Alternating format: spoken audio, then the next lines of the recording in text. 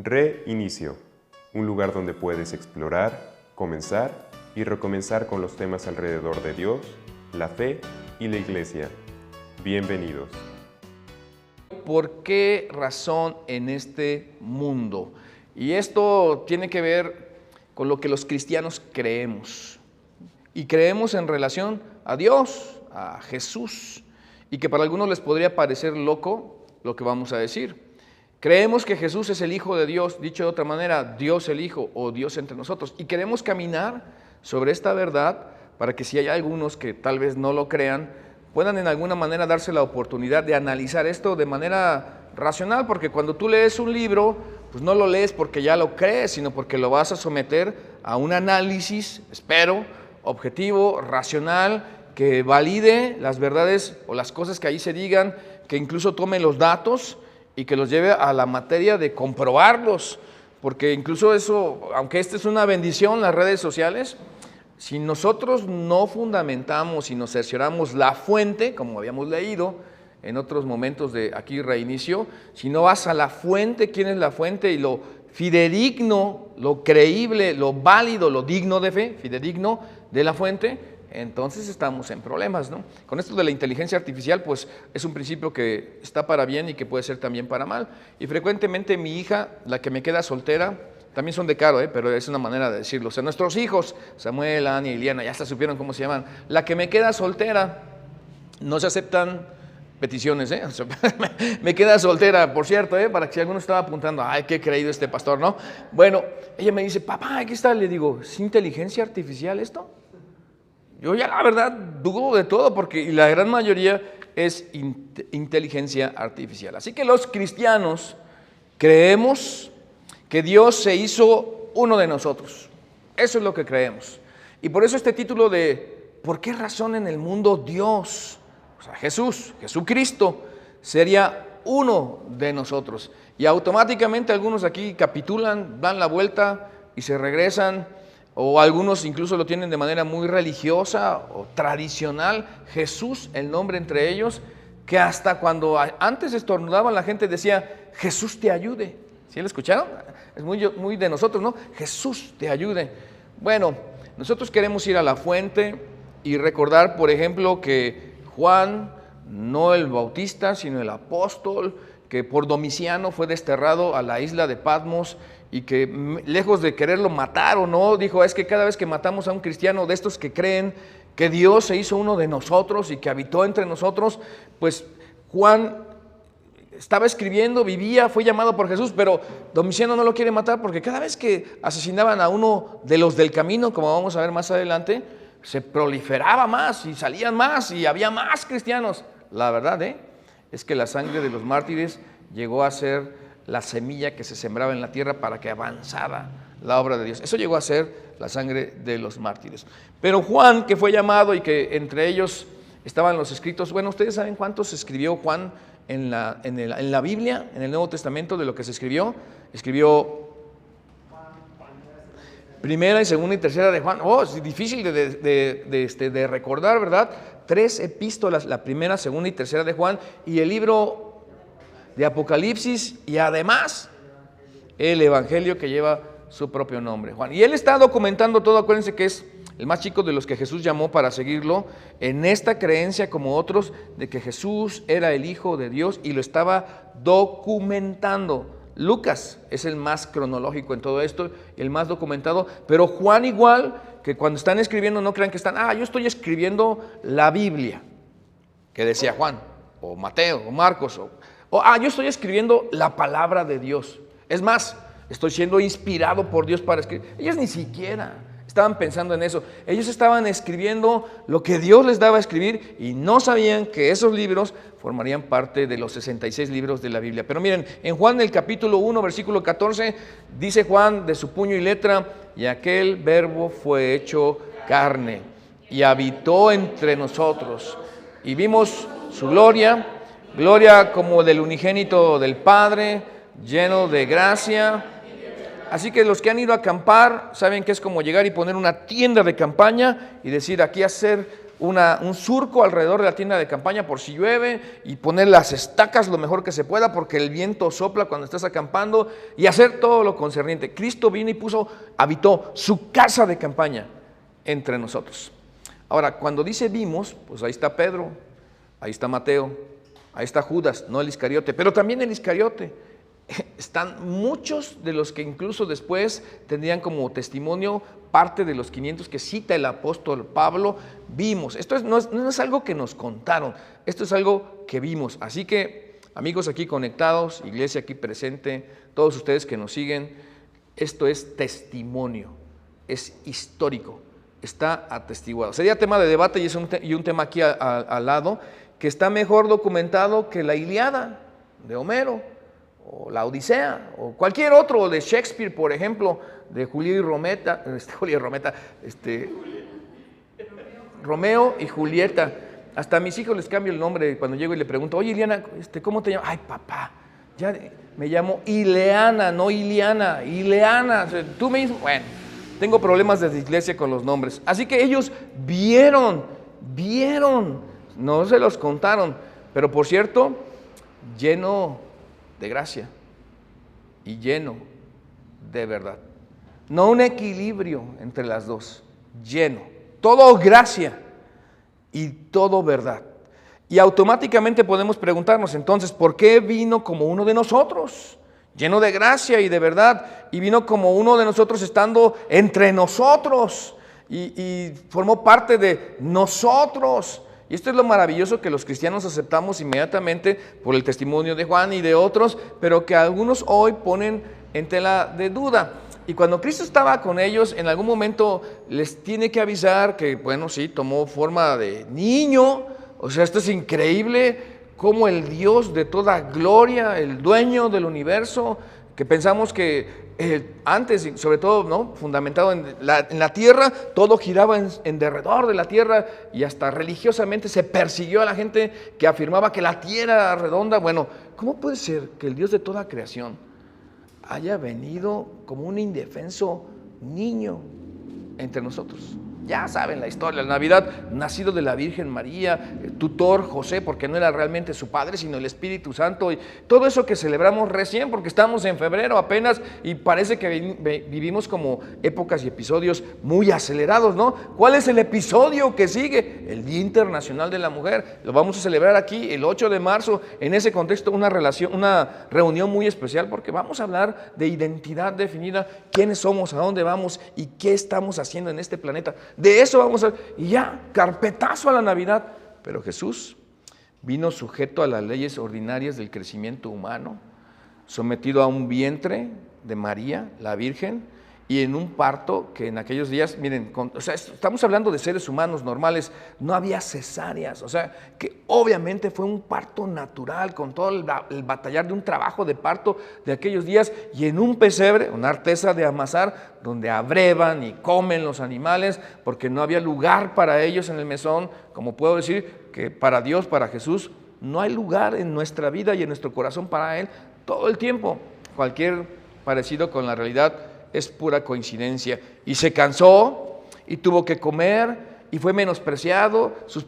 Los suyos, sus hermanos no creyeron en Él hasta la resurrección. Y María guardaba todas estas cosas en su corazón, incluso cuando vinieron los reyes de Oriente. Algunos dicen, los reyes magos. Bueno, la Biblia dice nada más los reyes, y presentaron oro, incienso y mirra, y la verdad es que por eso dicen que eran 3, pero pudieron haber sido 2, o pudieron haber sido 7 o 15, no sabemos. Pero María guardaba todas estas cosas meditándolas en su corazón. ¿Por qué vino como uno de nosotros, tan endeble, tan a la vez vulnerable, tan identificado con los seres humanos, que nosotros lo damos por sentado que eso es normal, y es completamente anormal? Y entonces Cristo, después de 33 años de estar en esta tierra, 3 de ministerio, en donde la gente se agolpa sobre Él y prácticamente es como una estrella de rock de nuestros días, famoso con algunos, odiado y envidiado por otros. Esa parte de la vida de Cristo normalmente no la vemos. Piensan que iba Jesús todo el tiempo, larí, lará, qué bien me va. Y no, Señor, para nada. Jesús tenía enemigos. Jesús tenía gente que le perseguía. desde que comenzó públicamente su ministerio. Así que cuando Cristo les dice que se va, pues la gente, ¿qué? O sea, ¿te vas? Pues si tú te vas, la gente nos sigue, nos respeta porque te tiene miedo por los milagros, Jesús, pero si tú te vas, vamos a quedar muchísimo más vulnerables. Por eso les dijo en Juan 14:1, no se turbe su corazón. Ustedes creen en Dios y esto es disruptivo, es contradictor. Cuando alguien dice algo como esto es para que abandones la sala en donde quieras que estés, ¿no? En donde creas que estés. Crean también en mí, porque hasta ahorita has venido creyendo en Dios. Pero de aquí en adelante, dijo Jesús, tienes que creer en mí, a quien ves, con quien has comido, con quienes hemos caminado, las veces que les he llamado la atención. Ustedes que me ven como un simple hombre inmortal, pues yo soy Dios entre ustedes. Por eso, aquí es cuando la gente se levanta de la sala y se va. Y si hay una razón para no creer, yo te la daría aquí. O sea, no hay razón, pero si quieres tener una razón para no creer, para reflexionar, esta sería: ¿cómo un hombre, siendo hombre, se hace Dios? Que es exactamente lo que está pasando aquí.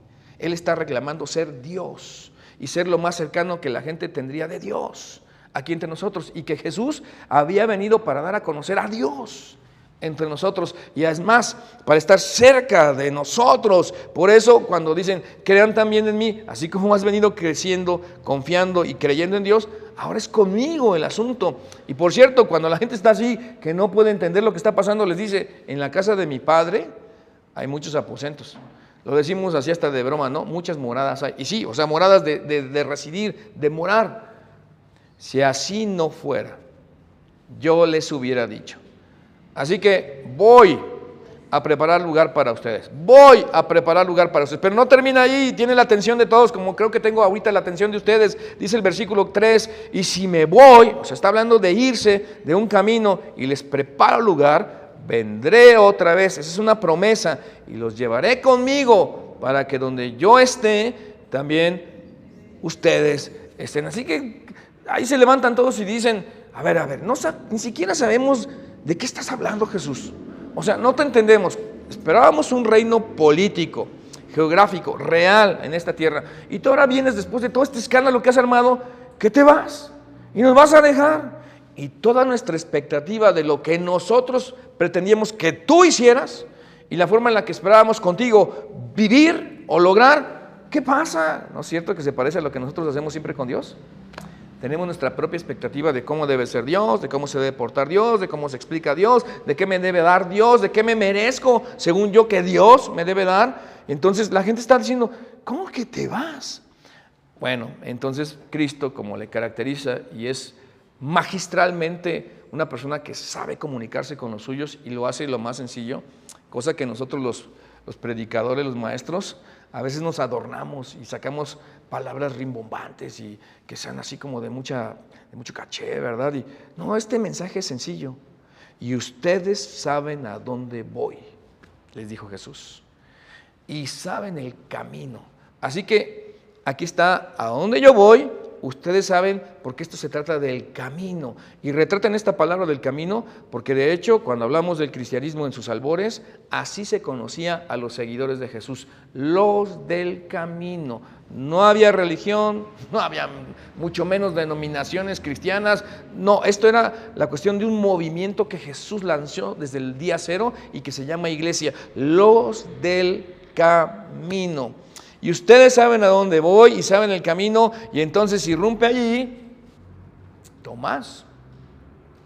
Miren, hago una pausa, porque gracias a Dios por Tomás. Pero no sé si ustedes puedan identificarse y ser empáticos conmigo, pero a mí, cuando alguien tiene el ministerio de Tomás exacerbado, me desesperan, la verdad, ¿no? Miren nada más lo que va a hacer Tomás. Tomás le dijo, Señor, no sabemos a dónde vas. Entonces Cristo le voltea y le dice, ¿qué pasó? O sea, son personas, son los discípulos. O sea, Tomás, otra vez tú, Tomás. Mira, no, aquí todavía no está, pero Tomás va a ser hasta que no viere la señal de los clavos y metiere mi mano en el costado. No creeré. Ese es Tomás, todo el tiempo dudando, todo el tiempo metiendo el pie, todo el tiempo viendo lo pesimista del asunto, todo el tiempo cuestionando, todo el tiempo pidiendo información, todo el tiempo. ¿Ya los desesperé un poquito? ¿Ubicaron a un Tomás en su vida? Dios los ampare. Bueno, Tomás le dijo, Señor, no sabemos a dónde vas. Y Cristo podría decir, sí, sabes. somos los del camino. ¿Cómo pues podemos saber otra vez el camino? Y Jesús le dijo, yo soy el camino. Esta es una de las más hermosas aseveraciones, que es arrancada por la actitud constante de Tomás de cuestionar, de preguntar, de instigar, de estar así como, no quiero decir como cuchillito de palo, pero casi así con el Señor todo el tiempo, ¿no? Arrancó esto de Jesús, yo soy el camino. Así que por eso son los del camino los que siguen a Jesús, porque Él es el camino y la verdad y la vida. Noten que la conjunción y exige la mención sin omisión de la verdad y la vida. O sea, Cristo es tanto el camino, la verdad y la vida, el camino, la verdad, camino y vida. O sea, invariablemente tienen que ir juntos. Todo eso es Cristo. Y por cierto, nadie viene al Padre sino por mí. Así que es el camino. Entonces, ¿dónde surge todo esto que hoy conocemos como religión o como denominaciones? Exacto, ustedes tienen la respuesta. Nosotros, los seres humanos. Porque la versión de cristianismo, creo, la original versión, única versión de cristianismo es Cristo. No hay más, es Jesús, nuestro Señor. Todo lo demás, eso es tema de nosotros los hombres. Ahora, esto no es una retórica o un chantaje o un boomerang de parte de Cristo, pero les dice en el versículo 7, si me conocieran, puede ser que sí, porque es condicional. Si me conocieran, también conocerían a mi Padre. Y desde ahora le conocen y lo han visto. O sea, otra vez, aquí les va, discípulos, estamos en un punto de mi ministerio, ya he caminado lo suficiente con ustedes, yo y el Padre uno somos. Lo más cerca que tú estarás de Dios es yo o a mí mismo, dentro o alrededor de ti. Lo que tú has visto, esta es la versión en tus términos, en tu alcance, bajo tu percepción, de traer a una expresión humana la potencia y la inmensidad de Dios, porque no hay manera que yo me comunique con mis criaturas si no me hago una criatura también entre ellos. Y eso es de maravillarse. La verdad es que no hay palabras para expresar la humildad que eso reclama.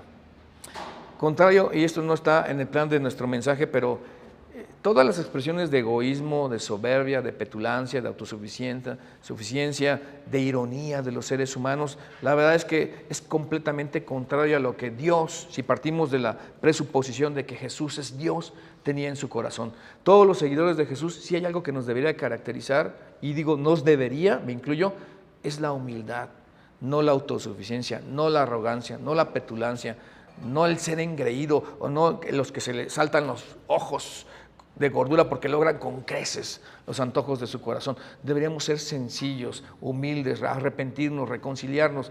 Si creyéramos que Jesús incluso no es Dios, que nosotros los cristianos creemos que sí, ojalá y que en algún punto tú llegues a ese punto, de cualquier manera, al seguir a Jesús como maestro, pues Él es humilde, Él es sencillo, nada arrogante. Así que podría preguntarle Jesús a Felipe, ¿quieres saber cómo es Dios? Ese es el punto de esta frase para ubicarnos en lo que estamos parados en esta noche. Fíjate en mí, diría Jesús. Y no estoy hablando de la tesitura de mi voz, no estoy hablando del color de mis ojos, ni siquiera de la complexión atlética, que por cierto debió ser muy fuerte la de Jesús, porque no tenía nada de pecado en su persona, y el pecado deteriora de todo sentido. Así que, ¿quieres ver cómo decido? ¿Quieres ver cómo pienso? ¿Quieres ver cómo trato? ¿Cómo hablo? ¿Cómo me relaciono con las personas? ¿Cómo me conduzco? ¿Cómo enfrento la oposición? ¿Cómo perdono a las personas? ¿Cómo administro mis recursos? ¿Quieres saber cómo hace todo eso Dios? Fíjate en mí.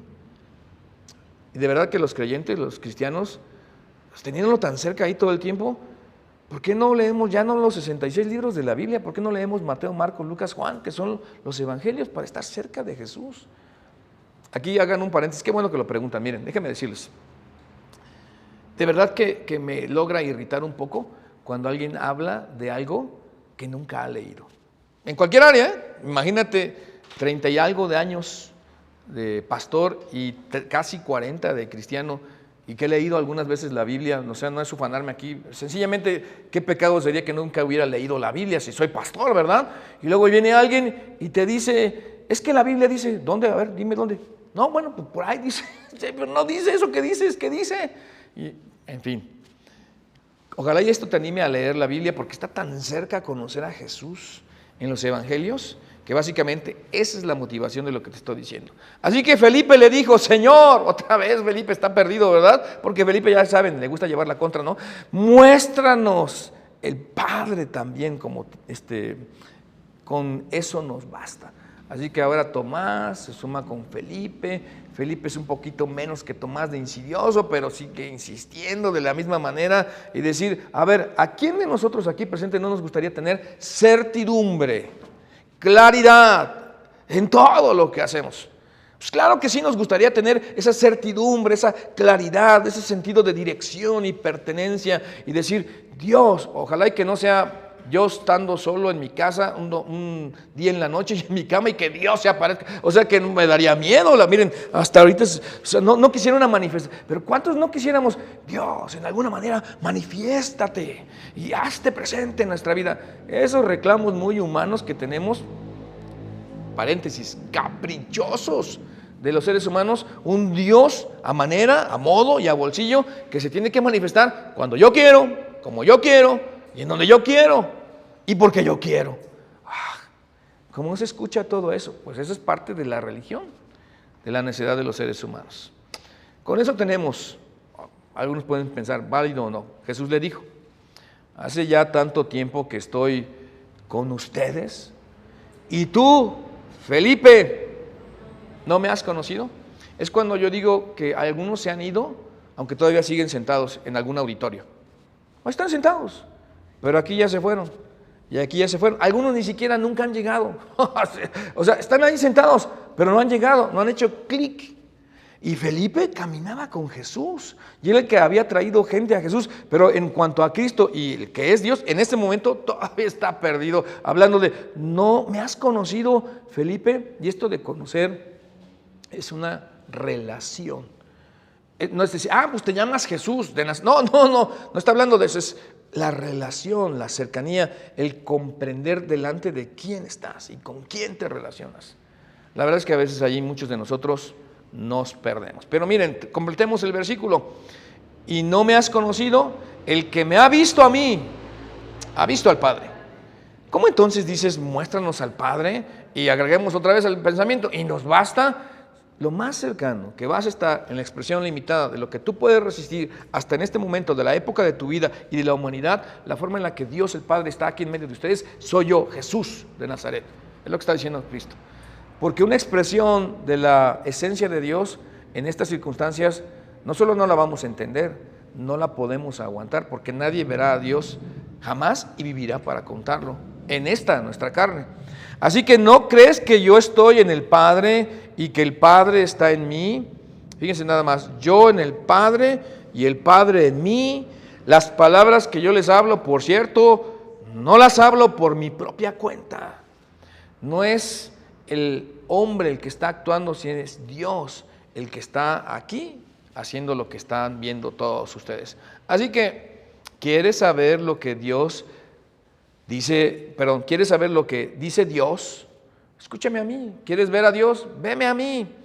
Y en ese orden de ideas, ahí tenemos una referencia y un referente muy diferente al que normalmente acudimos las personas. Y Juan 14:10, para rematar y terminar con esto que está sentando aquí Juan, sino que el Padre que vive en mí es quien hace las obras, y vive en mí y hace las obras. Por eso preguntamos otra vez, ¿quieres saber qué está haciendo Dios? Obsérvame a mí. Pero tenemos un gran problema.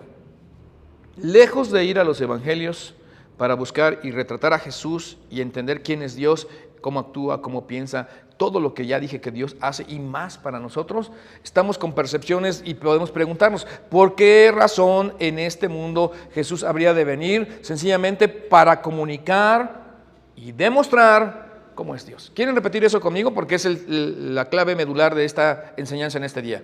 ¿Por qué razón Jesús vino a este mundo? Para comunicar y demostrar. Una última vez, por favor, de este lado se los digo a esta cámara y todos acá repiten. ¿Por qué razón vino Cristo a este mundo? Para comunicar y demostrar cómo es Dios. Así que maravíllense, porque Jesús no afirmó tener mejor explicación de Dios. Porque todo el mundo anda buscando explicaciones de Dios en este mundo. Y anda rastreando y hasta poniendo como que su personalidad, o sea, haciéndolo personalizado, como es Dios. Cada quien tiene su versión de Dios. No, para eso no vino. Jesús no afirmó tener una versión, sino Jesús afirmó ser. Y eso es potente. Ser la mejor explicación de Dios.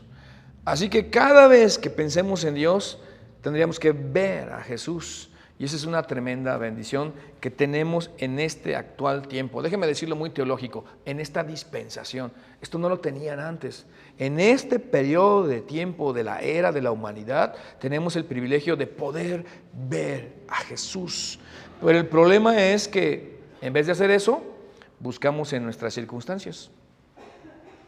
Y al buscar en nuestras circunstancias, esto es muy relativo, porque el problema en buscar a Dios en nuestras circunstancias y una definición de Dios en nuestras circunstancias y lo que Dios es en nuestras circunstancias, nuestra habilidad para interpretar circunstancias es terrible. Imagínense que llega una niña de 17 años, para ilustrarlo, cristianos, familia seguidora de Jesús, y está la mamá y la hija prorrumpen llanto y dice: ay, mamá, le he rogado a Dios en oración que mi novio me propusiera, tiene 17 años, que me propusiera casarme con él. Y por acá la mamá: y yo le he rogado que no te proponga ese muchacho matrimonio. Y las dos versiones se encuentran, circunstancias difíciles, ¿no?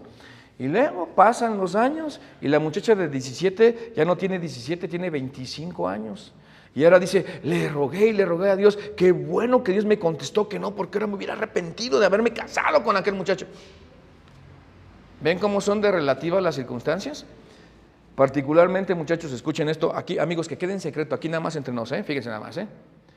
Por eso cuando alguien dice: por algo suceden las cosas, a eso se refiere, a nuestra interpretación de las circunstancias, de las que realmente son tan relativas y tan cambiantes, que si nos va bien, Dios estaba detrás del asunto, y si nos va mal, ¿qué pasó? El diablo me atacó. Y si luego en los años, no, es que era Dios que no quería que llegara. O sea, es completamente relativo, pero no es lo único. Fíjense que lejos de ver a Dios a través de Jesús, buscamos en nuestras tradiciones religiosas. Y no sé ustedes en qué tradición religiosa crecieron, pero déjenme hablarlo con toda honestidad, hablando de todos los lados, ¿no? Por ejemplo, los católicos. Si hay aquí un católico que se identifica como católico, ustedes saben que en la Iglesia Católica dicen no, y sí, así lo harás. Y luego tienes una interpretación de lo que sí debes hacer y lo que no debes hacer, y luego una balanza para ver si más o menos la balanza se inclina para que, ya la hice. O sea, muy relativo el asunto, tradición religiosa. Pero el problema con la tradición religiosa es que las tradiciones sistematizan, personalizan, sobreenfatizan y fosilizan, y todo lo que izan, o sea, le quieres agregar todo un izan, o sea, no un izan, un muchísimo más ahí, ¿no? Como cuando la itis, colitis, flemitis y no sé qué, todo lo itis, aquí es todo lo que se matiza, enfatiza, fosiliza, personaliza.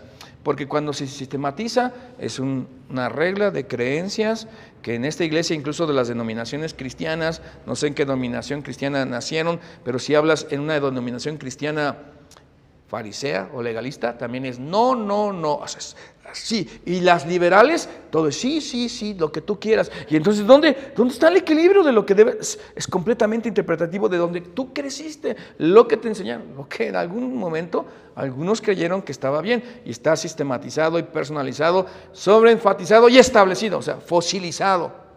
Le voy a dar un ejemplo.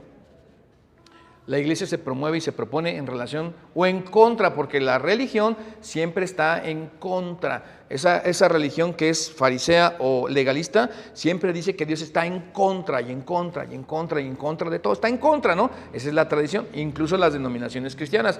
Estoy hablando aquí de religión, estoy hablando aquí incluso de denominaciones cristianas, ¿no? Pero entonces, ya sabes la posición de la iglesia, la que sea, en relación a la gente que hoy se declara gay, ya saben, ¿no? Homosexual o bisexual o no sé qué sexual, porque ya me perdí, la verdad, no estoy diciendo mofa aquí, lo que estoy diciendo es verdad. Y no, y la iglesia se propone y en contra. Y luego resulta que en tu casa, un tío, un primo, un hermano, un hijo, tiene esa expresión.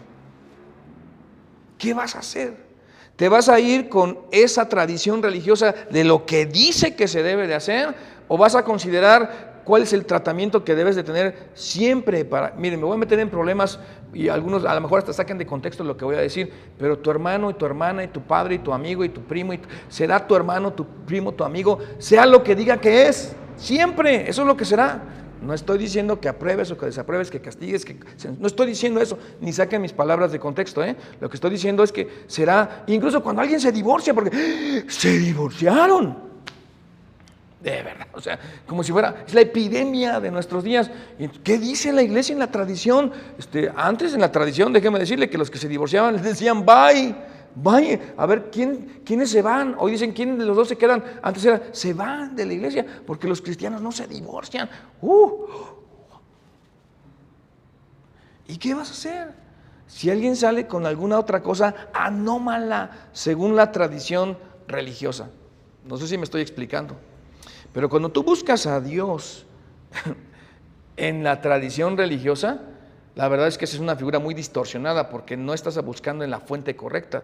Esto es religión, tiene que ver con los hombres, pero no terminamos allí, sino que a veces buscamos en nuestro interior, y el problema de buscar a Dios y la expresión de Dios y la explicación de Dios en nuestro interior, que eclipsa todo lo que Jesús ha dicho de Él mismo, el problema es que el interior está limitado por lo que hay en el interior, pero no solamente está limitado, imagínense, Dios que quepa en esta masa encefálica grisácea, llamada cerebro. Y uno dice, para mí Dios, es tan relativo eso, pero peor, la expresión de uno de 6 años, o de 12 años, o de 18 años, o de 24 años, o de 65 años, es diferente a su interior y la experiencia de la vida en su cosmovisión, por supuesto, de la vida, toda esa forma cúltica de ver la vida y de estar tan nutrido, informado de las cosas.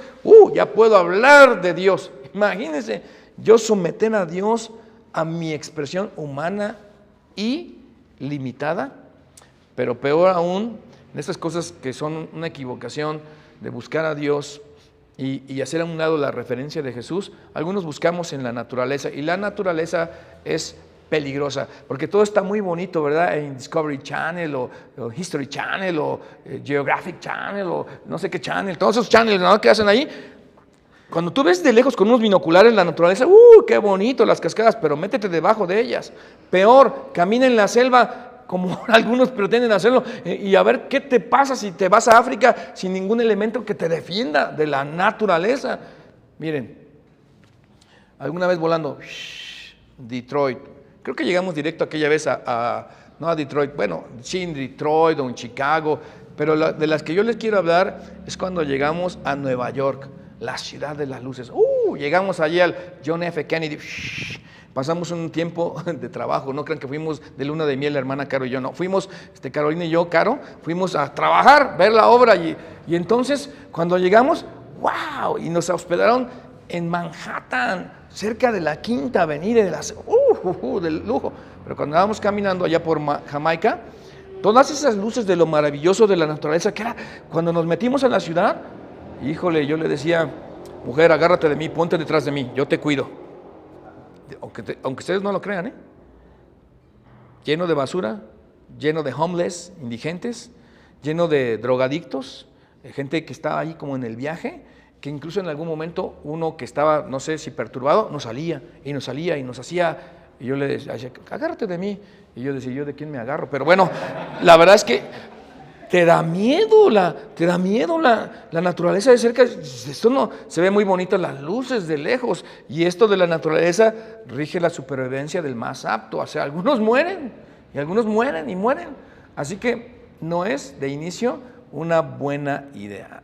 Por eso repasemos y digamos, ¿por qué razón en este mundo Jesús vino a hacerse Dios como uno de nosotros? Razón sencilla, para comunicar y demostrar cómo es Dios. Y ojalá en que, en los siguientes 5 o 4 capítulos que nos faltan de esta serie, tú camines con nosotros para encontrarte con esta verdad, y que, como todos leemos, no porque creamos las cosas, a veces lees porque sencillamente estás analizando, queremos dejarles una tarea. Ándale, lee Mateo, Evangelio, Marcos o Lucas o Juan. Escoge uno de ellos. Lucas es el más sistemático, Marcos el más breve, pero el más dinámico de los milagros de Jesús, Juan el que nos narra de manera más teológica a Jesús, y Mateo el que considera a los judíos para la narrativa de su evangelio. Así que, ¿qué aprendemos sobre el Padre a través del Hijo? Sería la pregunta a repetir durante la lectura de esto durante esta semana. Si quieres leer algo breve, lee Marcos, son 15 capítulos, 16, una y otra y otra y otra vez. Y pregúntate, ¿qué aprendemos sobre el Padre a través del Hijo? Para no pensar en la naturaleza, para no ver con el lente de la religión, para no estar buscando en nuestro interior, para no medirlo a través de nuestras circunstancias. Imagínense, siempre ha estado tan cerca de nosotros, por eso es un pecado, en términos de pecado, amigos, a lo mejor tú no crees en Dios, pero para los cristianos es un pecado que teniendo tan cerca los evangelios, nos desperdicemos nuestro tiempo leyendo y viendo otras cosas en la naturaleza, en la religión, en nuestro interior, y irse como monje tibetano, voy a meditar a ver si encuentro a Dios, cuando tienes ahí los evangelios para leer, impregnar tu mente y tu corazón y que nadie te cuente. Este no es baldor para hablar de álgebra, ¿verdad? O sea, no, pero matemáticas, ya saben los estudiosos que lo obligado es baldor. Pues para los que creen y quieren buscar a Dios, aunque no crean, lo obligado es leer alguno de los evangelios y dejar que Dios haga su obra y su trabajo en ti. Te estoy desafiando para que puedas decir por qué razón en este mundo Jesús nació y se hizo Dios uno de nosotros para darnos a conocer al Padre. La versión original de cristianismo es Cristo. La versión original de Dios es Cristo. Pero ¿quieres descubrirlo con nosotros? Camina estos días, lee cualquiera de estos evangelios y nos vemos aquí la próxima semana para que tú sepas que Cristo vino para comunicar y demostrar al Padre entre nosotros. Dios los bendiga. Déjenme terminar orando, si me permiten, por todos ustedes, incluso por los que tal vez ni crean en Dios. Déjenme orar por todos nosotros. Padre, en el nombre de Jesús, te damos gracias, porque vino y habitó entre nosotros sin ninguna necesidad. ¿Por qué abandonar la comodidad de un panorama perfecto, que es la eternidad y el cielo, para estar entre nosotros y además soportar todo lo que nosotros somos capaces de hacer? Gracias, Dios, por darnos este mensaje tan claro y estar tan cerca de nosotros como para hoy todavía poder leer de ti y entender de ti y conocerte a ti a través de Jesús nuestro Señor. Queremos rogar que bendigas a todos los aquí presentes, en tiempo y en forma, aún los que diferidamente estén viendo esta enseñanza. Que tu gracia y tu verdad nos bendiga a todos los presentes. En Cristo Jesús lo rogamos. Amén. Gracias por haber estado con nosotros. Escúchanos cada jueves en este podcast y síguenos en todas las redes sociales de Conexión Vida. Hasta pronto.